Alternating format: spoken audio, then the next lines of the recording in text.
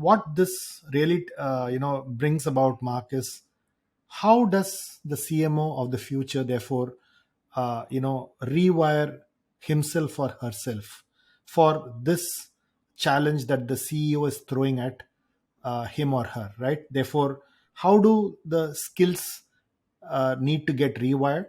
What are the uh, competencies that a CMO should have, and therefore, what do they prepare for themselves? Because if you look at a company, and I saw your great example of a company like an Adobe, which actually said, I'm a creative software company to a total marketing solutions company. Yeah, Okay.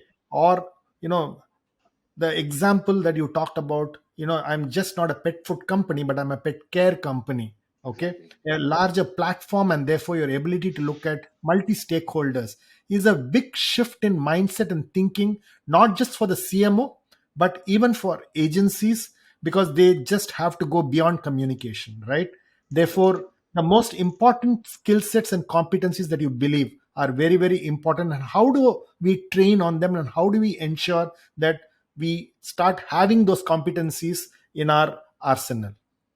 Yeah. And I'm just reflecting upon your comment about agencies, because I think agencies have a very specialized role in helping find effective communication, creative communication messages to cut through the clutter of today, but they need to be briefed correctly.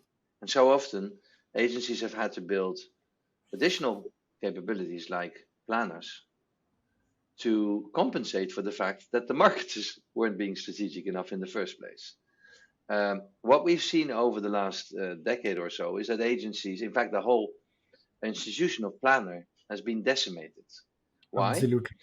Because clients with this programmatic approach to marketing and media have cut everything into small pieces, and you pay this much to get this done, and this sort of sauce that used to be poured across the top, which was covered by the 15% fee over media, that was the one that paid for the planners. And often it was the planners, not the marketers, that were the strategic guardians of the long-term health and positioning of the brand, because the next brand manager would come in and want to change everything, and it was the planner that said, excuse me, we've been doing this for 35 years, please go through the historic reel with us, understand what it is we stand for, now let's have the conversation.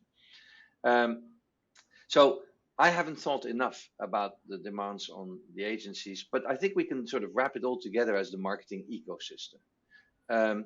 I think the biggest message is really, if you don't want to be a peripheral function that gets paid to do a certain trick really well, but you want to be a strategic business leader, you need to think and act like a strategic business leader. And you need to earn your place at the table first before you can do anything that starts to feel like influencing the decision-making process. If you're not at the table, you can't influence. So what does that take?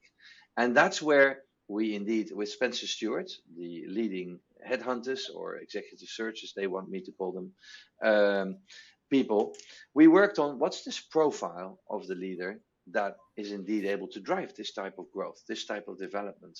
And it really goes beyond marketing. It is a Da Vinci growth leader. What we see is that this is a leader that brings everything together that Da Vinci brought. Now, everyone, I think, knows about Da Vinci, that he was an artist and a scientist.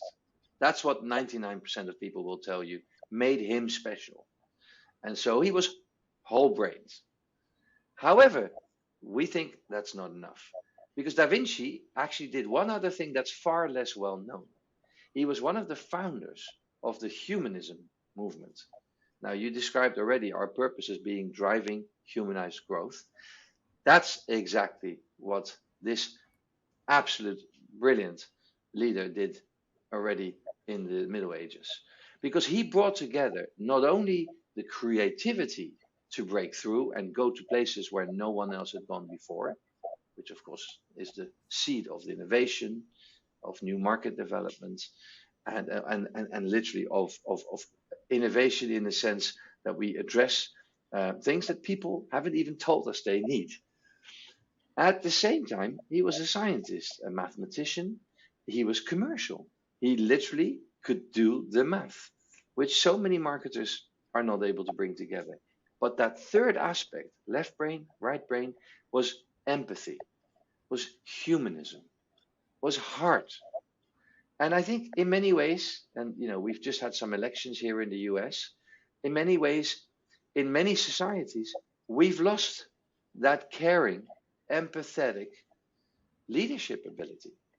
And it's a painful reality. I was speaking with a professor of a Chinese university late last night, my time, that with growth seems to always come that first spurt of growth for me and my richness. And me, maybe my family, maybe my tribe, but it's a lot of me, me, me. And so I do very much ascribe to the Maslow theory that at some point, maybe because you're comfortable enough, you recognize that actually me growth is not real growth. Me richness is not sufficient. And so with that comes this empathy of who else am I affecting? And by the way, I don't want to position this as something new. That's how companies used to be. When Unilever set up in the north of England during the Industrial Revolution, it was worse there than some of the most, terrible places in Africa, in India, in China, where, there was no healthcare. I'm talking obviously decades ago, but in some places in the world, this is still true. And so what they did was they built a company, because when you started a company, you built a factory. You are going to be there for 75 years. Those bricks, they stand, they last. You're drinking the water that your employees drink. You go to the same church. You meet the people. You take care of them. And so there were schools, there was health facilities, there were play and children care facilities, there were sports fields. Yeah.